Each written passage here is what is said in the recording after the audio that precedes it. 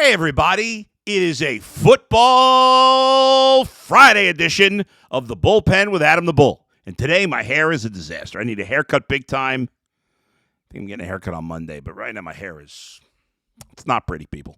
It's not. It is Friday, January the 6th, 2023, and we've got a lot to get to today. It wouldn't be December or January now in Berea/Cleveland/Northeast Ohio without controversy surrounding the Browns. It is upon us again. I'll talk about an interesting article that Mary Kay Cabot put out with some quotes from Jadeveon Clowney yesterday. That coming up, plus the Browns have to beat the Steelers. Have to. We cannot have anything else. As bad as this season's been, it's worse if they lose to the Steelers. It's a total disaster. We cannot have that happen. Plus, I will pick all the Sunday games in the National Football League for week number 18, the final week of the regular season. It seems that the Bengals-Bills game is not being made up, so looks like we're going to have normal playoffs next week, but we shall see. We're expecting to get word some point today about that situation, but the regular week 18 is going off as planned, as far as we know right now. That's all coming up on this Bullpen with Adam the Bull. Podcast is not for the faint of heart. And I do think it's time for the Browns to move on. It's not for those who ride the fence. He's proven nothing. But if you're looking for someone who tells it like it is about Cleveland sports, everybody does fandom their way. You've come to the right place. I don't think he's any good. It's time for the Bullpen with Adam the Bull.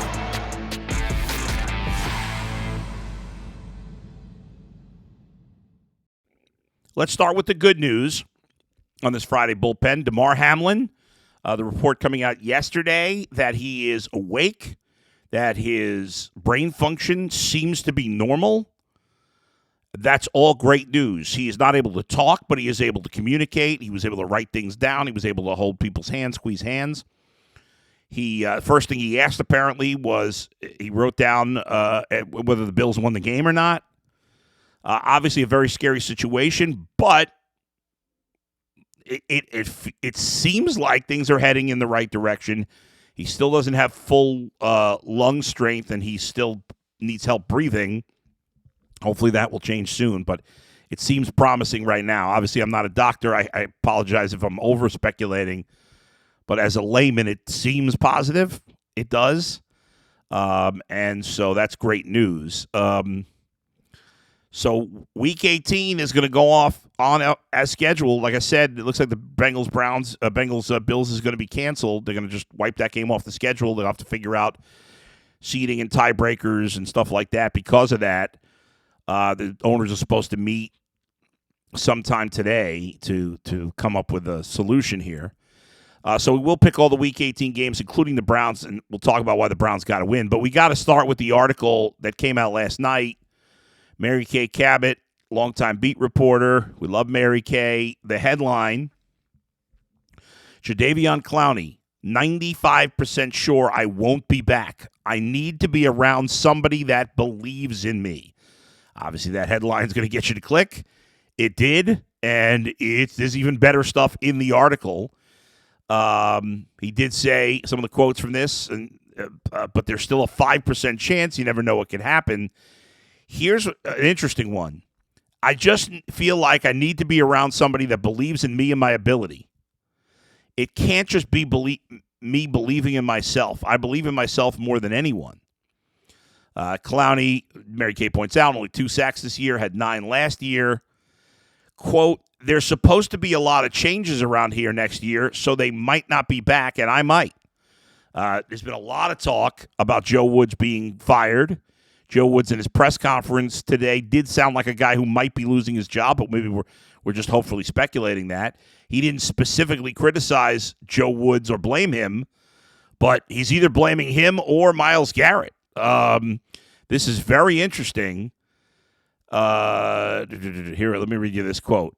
The root of his unhappiness which has lingered throughout the season, is that he feels the Browns, this is not a quote, this is Mary Kay saying this, is that he feels the Browns have removed him from favorable matchups at various points throughout the season and put Myles Garrett on a lesser offensive lineman instead to showcase their defensive end.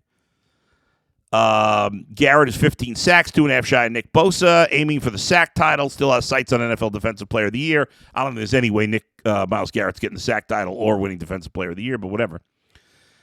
Now the Clowney quotes: You're all trying to get somebody into the Hall of Fame when all that matters is winning. Everybody got here for a reason, and we can all make plays. I know I am.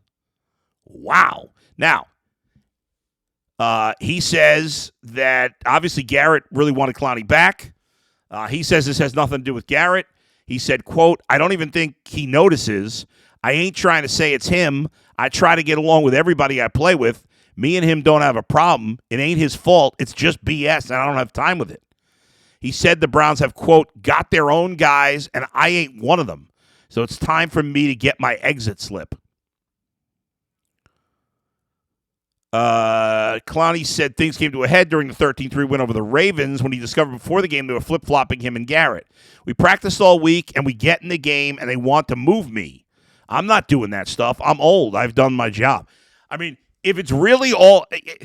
Okay, now, there's definitely some fair criticism here for the coaching staff. If you're planning to do something one way the whole week and then at the last second you switch, I get that, some frustration. But if it's really all about winning, then why do you care if you don't have the stats? Is he saying if they didn't switch that he would do a better job than Myles Garrett? I mean, I guess we could argue. And by the way, Chris Kiffin, who's the defensive line coach, is going to meet with the media this morning. And Kevin Stefanski will talk about it as well. I'm assuming this is going to get asked.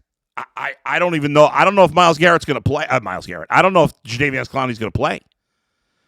I wonder if the Browns are going to potentially say, nah, goodbye. You're suspended for the final game. I don't know. I think these comments by Clowney make him look bad. Now, they make the Browns look bad too, but I think they also make him look bad. He's talking about, they're trying to push stats on another guy, and it's kind of making it seem like, they're trying to make things easy for Garrett. I know he's saying it's not a knock on Myles Garrett, but it does come off as one. I don't know. I guess he didn't mean it that way. But if I were Myles, and I'm not Myles Garrett, maybe he doesn't care. Maybe he agrees with Clowney. Myles Garrett's had his own frustrations with the coaching staff. And it does appear that Joe Woods is going to be gone. It seems like a no-brainer that both Joe Woods and Mike Prefer are going to get fired at the end of the year. Certainly Joe Woods. I mean, I think it's a no-brainer for Prefer, but I have less confidence that he will get fired. But to me, if I'm Garrett, I'm not happy with these comments either. And if it really is all about winning, as Clowney states, then A, why is he complaining essentially about not being able to get the stats? And why is he complaining about, being kind of moved around a little bit? In the end, if the team thinks that's going to help them, does he think that the defensive, you could be critical of Joe Woods, completely fair. I have been, but I can't imagine Joe Woods is switching up, or whether it's him or Chris Kiffin or whoever it is. I can't imagine they're just switching them up just so Myles Garrett is able to more easily put up stats. You may disagree with their game plan, but the idea that they're doing it for stats and not to try to give him a better chance to win is ludicrous. I guess anything's possible, but I find that hard to believe. So I don't like the comments from Clowney. I was ready to move on from Clowney anyway. I think he's been an overrated player his whole career. He's a good player, not a great player. The Browns, listen, I know Myles Garrett is frustrated too. This does speak to the coaching staff. This speaks to the culture. We got a little bit of a problem here, and Kevin Stefanski better clean this up quick. He better clean it up in a hurry. They've got to make a big overhaul in the defense, both personnel and coaching. I think they got to blow everybody out from the defense. Everybody. Because you had the defensive backs coach make the idiotic statement a couple of weeks ago when they played the Bengals, and he said that the injuries to T. Higgins and Tyler Boyd made things harder. He looked like a fool. You got Myles Garrett, missing, being late, or not communicating. And he was obviously ticked. Now this Clowney situation, and again, even though I think it makes Clowney look bad, it does make the Browns look bad too. And it makes things look dysfunctional and poor, and that's ultimately on Stefanski. So there's no time for this loyalty to the defensive guys. Joe Wood's got to go, or Stefanski's. I've defended Stefanski ad nauseum, but he has to make changes here. Otherwise, he's the problem, and he's got to go. So this is not good. It's just not good. And, I think Clowney's got to be gone. They need to do a whole overhaul. Entire defensive coaching staff blown out. Most of the front seven's got to be blown out. I'll bring Anthony Walker back, even though he's been injury prone. I'm going to give, I'm moving on. I'm moving on from outside of the rookies, and maybe Walker and JOK. I'm moving on from a lot of guys in that front seven, and maybe even John Johnson too. They need a culture change, certainly on the defense, maybe with the whole team, and ultimately the buck stops with Stefanski. I've defended him a lot, but this makes him and the whole team look bad. Between Myles Garrett and this situation, not good. Changes have to be made. There's just no excuse not to do it. All right, folks. BetOnline.net, your number one source for sports betting, info, stats, news, and analysis. Gambling now legal in Ohio. It's beautiful. I get the latest odds and trends for every professional and amateur league out there, from pro football to college bowl season to basketball and World Cup. We've got it all at BetOnline.net. And if you love sports podcasts, you can find those at BetOnline as well. We're always the fastest and easiest way to get your betting info. Head to the website today or use your mobile device to learn more. BetOnline, where the game starts. Okay. Last game of the season for the Browns. I know there was some rumblings yesterday from Pro Football Talk. They may add an 8th seed to the AFC. I've been trying to figure out all the tiebreakers if that happens. First of all, I don't think that's realistic. I don't think there's any way that's happening. But even if it did, I couldn't figure. Somebody claimed on Twitter there was a tiebreaker scenario. There was one scenario where the Browns could be the 8th seed. I can't figure it out. Nobody's putting out any real info on that because it's probably not going to happen. It's not realistic, but I don't see it, but we'll see. Either way, the Browns have something to play for. They were spoilers, knocked Washington out of the playoffs last week. They got to do the same with Pittsburgh. If you beat Pittsburgh, you finish in third. Now, maybe they don't care. I don't know if the fans care. I bet some of you do. And it's pride, and you want to ruin the Steelers' season. The Steelers were supposed to be the last place team in the division. They were 2-6. Last year I said they'd finally be under 500. They burned me, and this year I thought it was completely in the bag, and at 2-6, I was doing victory laps. And now I got to shut the hell up if they win. Now, it's still impressive even if they finish 8-9, because I didn't think they, whatever. But, no, I want them to be under 500. I want the Browns to win this game so bad. I know it's not for the playoffs, but wouldn't it be sweet? Wouldn't it salvage a little bit at the end of the year if Watson played great and the Browns knocked the Steelers out of a potential playoff game? That would be phenomenal. I do not want the Steelers in the playoffs. I want their asses home and under 500. So please, please, Browns, take care of business. Get it done. The question is, how will it happen? On the offense, we know that James Conklin may not play. He hasn't practiced this week, which means James Hudson would start at right tackle. James Hudson struggled mightily, you may remember, last year against T.J. Watt in a game where the Steelers had 9 sacks of Baker Mayfield, and I think Watt had, 3 or 4 of them? I can't remember now exactly, but he just demolished James Hudson. Now, I think James Hudson's a better player now than he was a year ago, but they'll have to give him some help, no doubt. T.J. Watt's one of the better pass rushers in the league. There's no doubt about that. So hopefully they will take care of business there. Hopefully, Conklin will be able to play. If not, Hudson will do it, and they'll get him some help.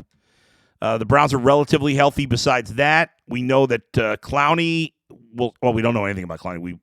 We will see what happens with him when if there's any potential fallout today from the comments he made. For the Browns, you want to see the continued progress of Deshaun Watson offensively. Nick Chubb still has an outside shot at winning the rushing title if Josh Jacobs doesn't play this week. If Jacobs plays, it's over. He's going to win. But if he doesn't, Nick Chubb's got an outside shot to get it. I think he needs 140, 160. I can't remember now. Let me look it up, because I forgot. He needs 160 yards. 160. If Josh Jacobs doesn't play, Nick Chubb will need 161 yards to win the rushing title. Unlikely. If Jacobs plays, he's winning the rushing title. If he doesn't, Derrick Henry would have a chance too. Derrick Henry only 19 yards behind Nick Chubb, and he is playing this week. They sat him last week because the game didn't matter. Anyway, I think the Browns will be fairly balanced this week. I would expect Deshaun Watson to play very well. He played great the second half. I think that will continue. I don't think he'll put up huge numbers because of the way the Browns are running their offense right now and because they're a balanced team. So I'm not expecting a plus 300-yard game. I was last week, and the way that game went, and then just listening to Albert Breer, who had some really interesting comments about Deshaun Watson. The Browns are just kind of learning how to use him. And next year, they're going to have a totally different offense and hopefully upgraded wide receiver talent. Or I shouldn't say upgraded, but additional wide receiver talent that's an upgrade over the bench guys they have. Because Amari Cooper is a very good player who has a chance for a 1,200-yard season. Donovan Peoples-Jones is a solid, really third guy. But they need another top 20 type of receiver and somebody with speed. And really, I'd like to see them add two receivers. One, big-time guy, and one on the cheaper end, but who's a more stable, reliable, proven fourth guy. And then, David Bell and Michael, the hell's his name? Michael Harris. I can't even think of his name now, the seventh-round pick. Is it Michael Harris? How can I think of his name? Michael Woods? I think it's Michael Woods. Browns 2022 draft picks. Isn't it Michael Woods? He's made a couple of nice catches. Michael Woods, yeah. Okay. Well, I don't know what I called him first. I can't remember. But anyway, so it's going to be a tricky game. Will the Browns get it done? I'll give you my picks on the Browns and the Steelers and all the other games in Week 18 coming up next, right here in the bullpen with Adam the Bull. All right, a little water break. All right, let's get to it. Final week of the regular season. Let's go through it. Let's begin with the Browns. 1 o'clock game in Pittsburgh. Steelers are a 2.5-point favorite in this one. Obviously, this game means more to Pittsburgh. They're playing better football. But the Browns, in the end, have a better quarterback. And I think Deshaun Watson, it's been a miserable year, a couple of years for him. But he really found himself in the second half last week. I think he puts it together for a really nice game. I think he throws for a good completion percentage. I think he's going to be accurate. He's going to be good in this game, and he's going to want to knock the Steelers out of the playoffs as a sign of things to come for next year. Maybe I'm just being overly optimistic and hopeful, but I'm taking the Browns plus the 2.5. I think they win outright in Pittsburgh, knocking the Steelers out of the playoffs and finishing third in the AFC North. Because the Browns and Steelers would be tied at 8 and 9, and the Browns would have the third place tiebreaker. For whatever that's worth, they would have it. There you go. Game number 2.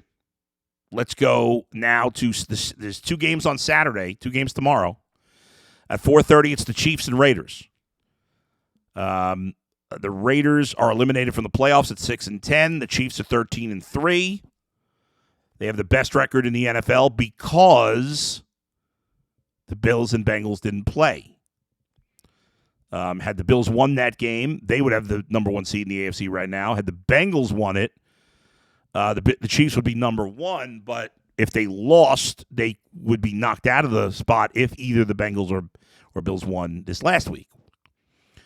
So we'll see how that works out when we find out today. But I expect the Chiefs to win, but I think the Raiders will cover at home. The Raiders played a pretty good game last week with Jarrett Stidham. Devontae Adams got off to a bit of a slow start as an outside shot at 1,600 yards this year.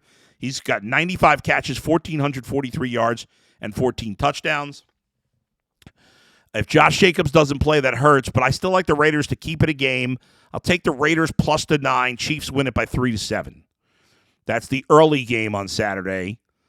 The late game Saturday is the Titans and the Jaguars playing Saturday night. The winner of that game wins the AFC South and is the 4 seed in the conference. If the Jaguars lose, I believe they still have. Let me look at these tiebreakers. I got to find the tiebreaker. I think the Jaguars have another scenario. If the Titans lose, they are out of the playoffs. If they win the division. But I think that there is a scenario where the Jaguars could still get in even if they lose. Let me see this here. Here we go.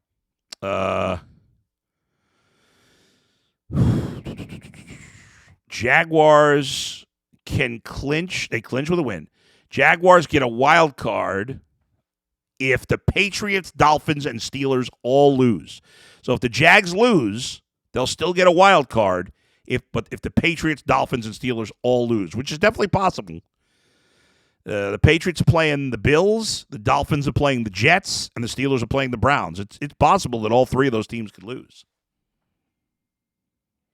So the Jaguars are not totally dead if they lose, but I do think they're going to win. I'll be very surprised if the Jaguars do not beat the Titans. The question is, will they cover?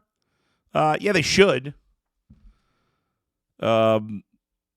There's really, the Titans are a mess. I know they have Derrick Henry, but it's amazing. You have a few teams in the AFC that have completely cratered.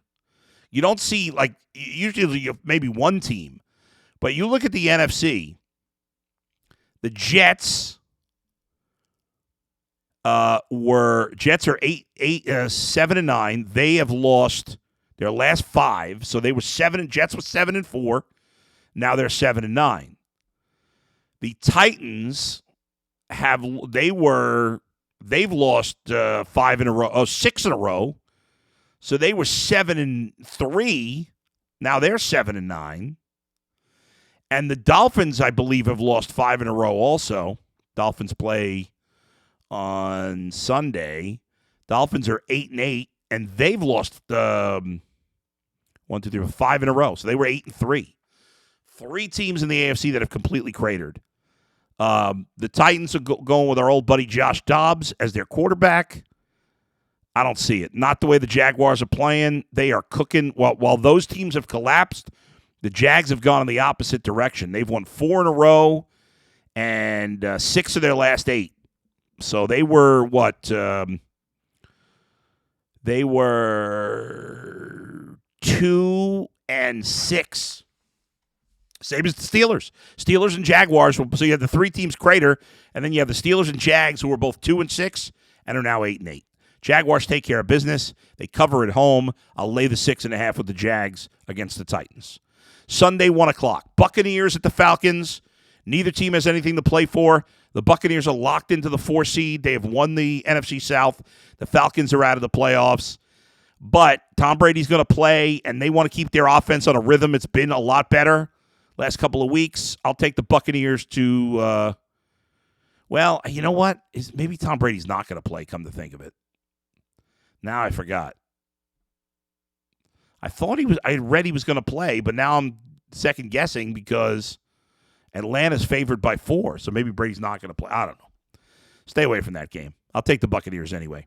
Patriots at the Bills. Who knows what the Bills are going to be, what their mindset will be.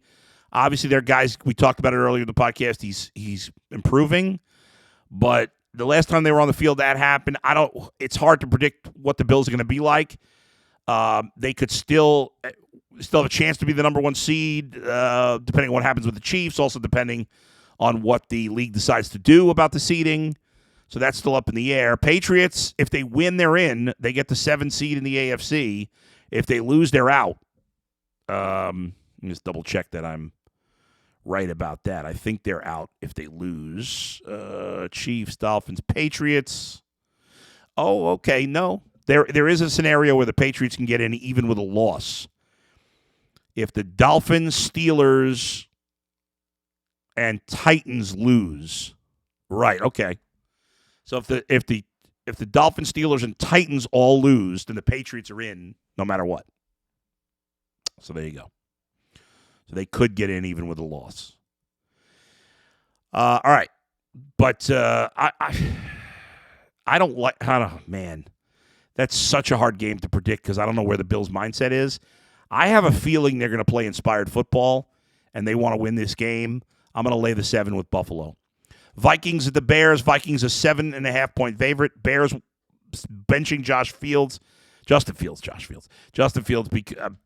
They talk about an injury, but I think it's more that they want to get the first pick in the draft.